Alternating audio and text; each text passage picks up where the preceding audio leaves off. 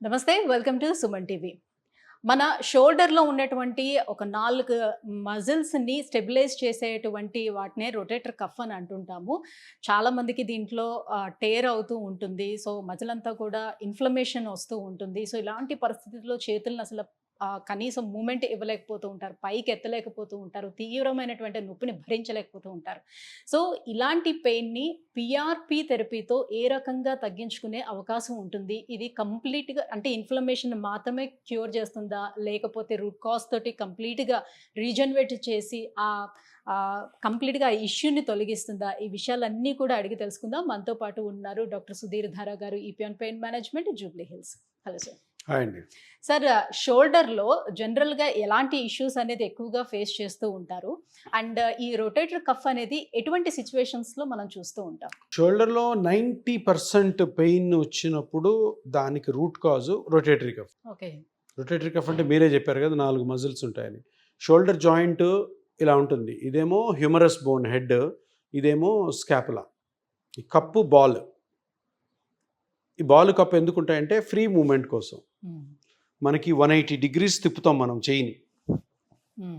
So అందుకని full moments కోసం. మరి అంత మూమెంట్స్ ఉన్నప్పుడు ఇది బయటకు వచ్చేయచ్చు కదా, దాన్ని హోల్డ్ చేసి పెట్టాలా? దానికోసం దీని చుట్టూ 4 మజిల్స్ ఉంటాయి. ముందేమో సబ్స్కాపులారిస్, పైనేమో సుప్రాస్పానిటస్, వెనకాల ఇన్ఫ్రాస్పానిటస్ అండ్ టెరిస్ మైనర్. ఈ 4టిని కలిపి రొటేటరీ కఫ్ అంటాం.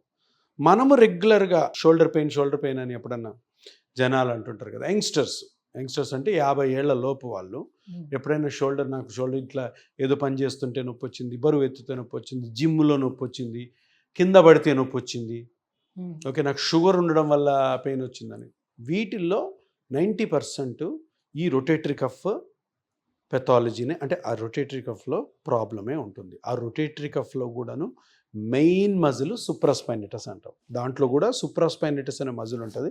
అది ఇక్కడ స్కాపులా నుంచి స్టార్ట్ అయ్యి ఇక్కడ హ్యూమరస్కి అతుక్కుంటుంది. ఈ మజిల్ పని ఏంటంటే చేపైకి ఎత్తడం. సుప్రాస్పైనిటస్ స్పైన్ మీదకి చేతులు. సో సుప్రాస్పైనిటస్ అనే మజిల్ కట్ అవ్వడం అన్నది ఈ రొటేటరీ కఫ్లో చాలా మటుకు జరుగుతుంటుంది. ఇది ఎందుకు జరుగుతుంది అంటే ఓవర్ హెడ్ యాక్టివిటీస్, బట్టలు ఆరేయడం, పోపు డబ్బాలు వీగడం, జిమ్ముల్లో ఇది చేయడము, బరువులు ఎత్తడము, సిలిండర్లు, పెద్ద పెద్ద సూట్ కేసులు, ఇల్లు షిఫ్ట్ చేస్తున్నప్పుడు జరుగుతుంటాయి. ఇవన్నీ ఎక్కువ చూడండి. ఇల్లు షిఫ్ట్ చేసినప్పుడు మనం ఆ మూవర్స్ అండ్ సడన్ గా చేయడమా లేకపోతే రెగ్యులర్గా చేసినా సడన్గా చేసినా మీ సుప్రాస్పానిటస్ వీక్ అయితే పోతుంది. సో బరువులు ఎత్తుతాం మనం. ఆ మూవర్స్ అండ్ ప్యాకర్స్కి ఇవ్వకుండా మనమే చేసుకుంటాడు. ఇది అక్కడ పెట్టాను, సూట్ కేసు ఎత్తి ట్రంక్ పెట్టేసి పైన పెడతాడు. అది ఎప్పుడు చేయని పని, ఇది కట్ అవుతుంది. అది కట్ అయినప్పుడు ఏమవుతుందంటే ఈ చెయ్యి ఎత్తడము ఇబ్బందిగా ఉంటుంది. అరే ఏదో అయింది అనుకొని ఏదో ఎక్స్రే తీసుకోవడమో, డాక్టర్ దగ్గరికి పోతే ఇనీషియల్గా కదా కొన్ని ట్యాబ్లెట్స్ పెట్టి ఫిజియోథెరపీ చేయంటారు. ఫిజియోథెరపీ ఎందుకు చేస్తున్నారు, ఎందుకు అనుకుంటారంటే వాళ్ళు, సరేలే ఇప్పుడు స్ట్రక్ అవుతుంది కదా, ఆ మూమెంట్స్ కానీ మనం రెగ్యులర్ చేయకపోతే పూర్తిగా పోతుంది అనుకుంటారు. తప్పు జరుగుతుంది అక్కడ. ఎందుకు అంటే నువ్వు ఒక ఇంజురీ అయింది, నీకు ఇంజురీ అయిన తర్వాత నువ్వు దాంట్లో ఏం జరుగుతుందో కనుక్కోకుండా ఆ దెబ్బతిన్న పార్ట్ని ఇంకా నువ్వు ఎక్సర్సైజ్ ద్వారా చేయడంతో ఇంకా చిరిగిపోతుంది. చిరిగిపోయిన చొక్కాని పట్టుకొని గట్టిగా లాగితే ఏమవుద్ది, పర్రని చిరిగిపోద్ది. అది తప్పు. ఫిజియోథెరపీ వస్తుంది. ఎప్పుడు వస్తుంది? ఇది ఏదైతే డ్యామేజ్ అయిందో షోల్డర్లో అది హీల్ అయిన తర్వాత దాని స్ట్రెంగ్తనింగ్ వస్తుంది. స్ట్రెంగ్తనింగ్ అది హీల్ కాకుండా దాన్ని పట్టుకొని లాగామనుకో. చాలామంది పేషెంట్, ఈరోజు ఒక అతను వచ్చినాడు, ఆయన ఫిజియోథెరపీ చేశాను సార్ 8 నెలలు, మరి తగ్గలేదంటే ఫిజియోథెరపీ వల్ల నీకు తగ్గలేదు. ఎందుకంటే ఫిజియోథెరపీ నువ్వు ఇది హీలింగ్ అయినాక చేయాలి. వాళ్ళు కూడా ఏంటంటే మూమెంట్స్ మంచిగా రావడం కోసం చేపిస్తారు, గుడ్. కానీ నువ్వు ఫస్ట్ చూడాలి, స్కాన్ చేసుకోవాలి. స్కాన్ కూడా చేయలే, ఒక ఎక్స్రే తీస్తారు. ఎక్స్రేలో ఏం కనపడతాయి? ఎముకలు కనపడతాయి. ఎక్స్రేలో టెండాన్స్ కనపడతాయి, లిగమెంట్స్ కనపడతాయి, జాయింట్ స్పేస్ కనపడతాయి. సో ఎంఆర్ఐ కానీ అల్ట్రాసౌండ్ కానీ చేసుకుని ఆ పార్ట్ డ్యామేజ్ అని తెలిసి దాన్ని కరెక్షన్ చేసుకున్న తర్వాత ఫిజియోథెరపీ వస్తుంది. సో చాలామంది ఇది తప్పు చేస్తున్నారు. అది చేయకండి. నొప్పి 10-15 రోజుల కంటే ఎక్కువ ఉంటే షోల్డర్లో స్కానింగ్కి వెళ్ళండి. స్కానింగ్లో తెలుస్తుంది మీకు. తెలిసినప్పుడు నాకు సుప్రాస్పైనిటస్ టేర్ ఉంది, పార్షియల్ టేర్ ఉంది, కంప్లీట్ టేర్ ఉంది, టెండినోసిస్ ఉంది, టెండినైటిస్ ఉంది, లేదంటే జాయింట్ అరిగింది, అడెసివ్ క్యాప్సులైటిస్ ఉంది, సో ఏది ఉందో అది కనుక్కొని దానికి ఏమేమి ఆప్షన్స్ ఉన్నాయో కనుక్కోవాలి.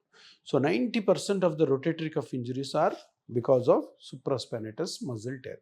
షుగర్ ఉండే వాళ్ళకి ఎందుకు సరే షుగర్ ఉండే వాళ్ళలో ఎప్పుడు ఏంటంటే షుగర్ల ప్రాబ్లం ఏంటంటే హీలింగ్ ఉండదు, అంటే తక్కువ ఉంటుంది వేరే వాళ్ళతో కంపేర్ చేస్తే. మనం ఏదో పనులు చేస్తుంటాం, చిన్న టేర్ అవుతుంది. షుగర్ లేని పేషెంట్స్ అది హీల్ అయిపోతుంది, వీళ్ళలో హీల్ కాదు, అది ఇంకెక్కువ అవుతానే ఉంటుంది. ఈ 50-60% ఈ షోల్డర్ పెయిన్ వచ్చిన వాళ్ళలో షుగర్ ఉంటుంది, అది హీల్ కాదు, ఇంకా దాంతో అది అట్లా వెళ్ళిపోతుంది. సో షోల్డర్ పెయిన్లో మెయిన్గా రొటేటరీ కఫ్ ఇంజరీ, దాంట్లో సుప్రాస్పైనేటస్ టేర్.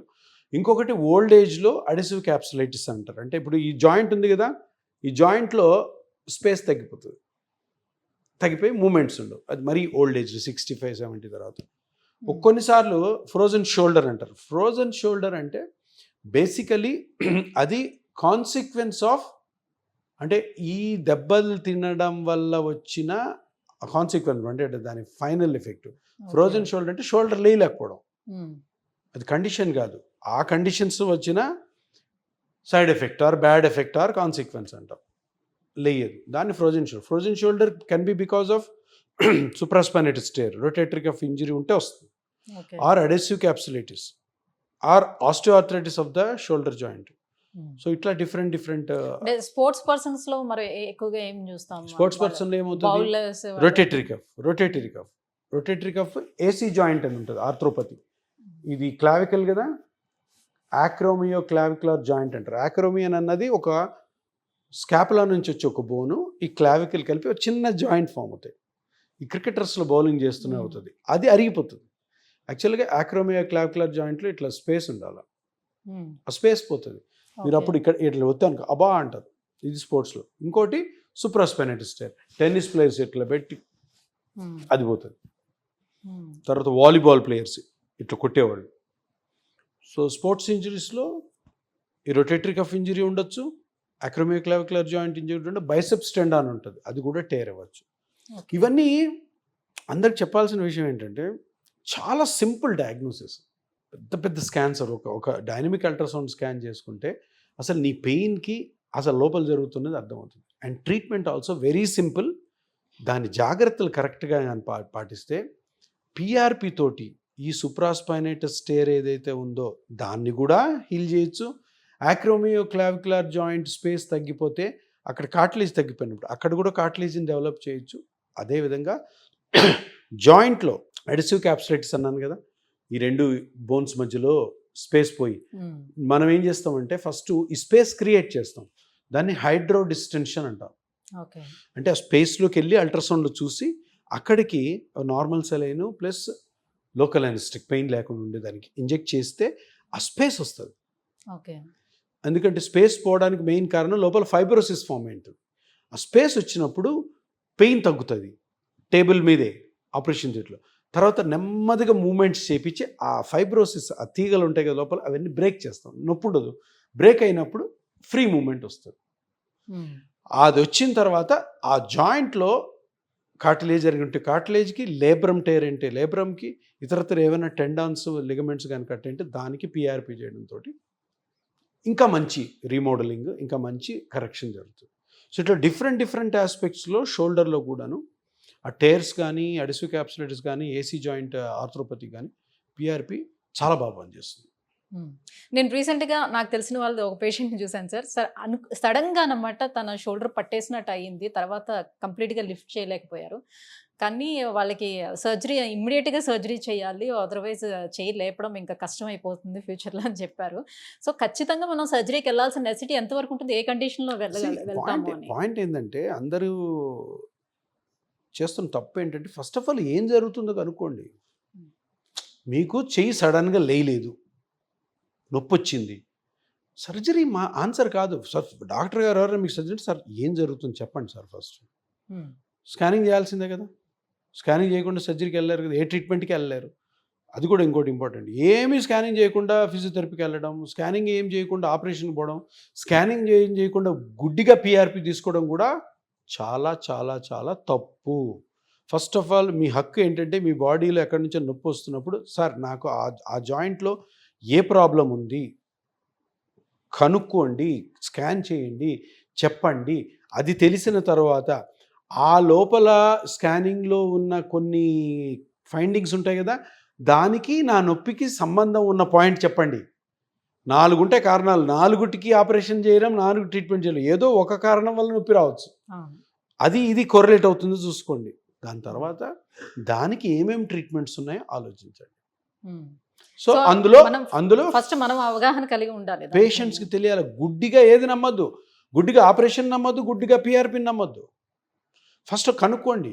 కనుక్కున్న తర్వాత మీరే డాక్టర్, ఇద్దరు డాక్టర్, ముగ్గురు సార్ ఏమేమి బెటర్ సార్, అందరికీ ఫస్ట్ ఆఫ్ ఆల్ సర్జరీ అన్నది ఎవ్వరికి ఇష్టం ఉండదు. సో నాన్ సర్జికల్ మెథడ్స్లో ఏది బాగుంది, ఏది నేను తీసుకోవాలి, దేనికి ఎంత ఎఫికసీ ఉంది, దాని సైన్స్ కనుక్కోండి. అది తెలుసుకున్నారు అనుకోండి, మీ బాడీని మీరు అనవసరమైనటువంటి పెద్ద పెద్ద ట్రీట్మెంట్కి సబ్జెక్ట్ చేయకుండా కాపాడుకునే వాళ్ళు అవుతారు. ఇది చాలా ఇంపార్టెంట్.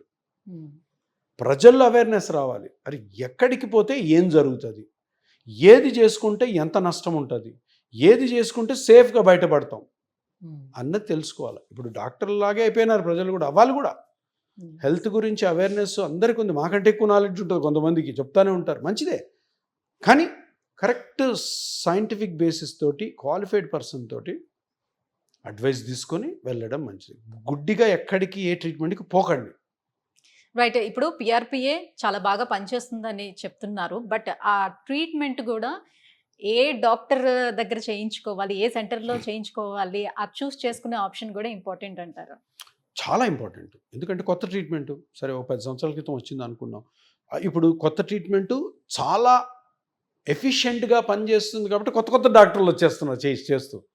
మరి కొత్త కొత్త డాక్టర్లు అన్నప్పుడు వాళ్ళలో కొంచెం ఇన్ఎక్స్పీరియన్స్ కూడా ఉంటుంది. అందుకని నేనేమంటానంటే ట్రీట్మెంట్ తీసుకునేటప్పుడు ఈ కొత్త ట్రీట్మెంట్స్ ఎవరైతే ఎక్కువ దీంట్లో నిష్ణాతులో, లేదంటే ఎవరైతే ఎక్కువ కేసెస్ చేశారో, ఎవరి దగ్గర అయితే ఒక సెటప్ ఉందో, ఎవరైతే స్కానింగ్స్ చేసి నీకు మంచిగా ఎక్స్ప్లెయిన్ చేసి దాని మిషనరీ తోటి ఆ ఇంజెక్షన్ పిఆర్పిని చేయడము, ప్లస్ ఆల్సో చేసిన తర్వాత నీకు తగు జాగ్రత్తలు చెప్పి దాని తర్వాత ప్రాపర్ ఫాలోఅప్ చేసి, ప్రాపర్గా ఫాలోఅప్ స్కాన్స్ చేసి, చెక్ స్కాన్స్ చేసి మనం అనుకున్నది కరెక్ట్గా జరుగుతుందో లేదో చేసే ఒక సిస్టమ్ ఉన్న హాస్పిటల్లో ఆర్ డాక్టర్ దగ్గర చేసుకోవడం. ఎందుకంటే ఒకసారి కొత్త ట్రీట్మెంట్ చేసుకున్న తర్వాత ఇన్ఎక్స్పీరియన్స్డ్ హ్యాండ్స్తో చేసుకొని నీకు నొప్పి తగ్గకపోతే కాంప్లికేషన్ ఏం రావు, కానీ బిలీఫ్ పోతుంది, నమ్మకం పోతుంది, ఇదేదో అన్నారు అంత పని చేసేది అని చెప్పి. అందుకని కరెక్ట్ డాక్టర్ దగ్గర నీకు నచ్చిన డాక్టర్ ఎవరైతే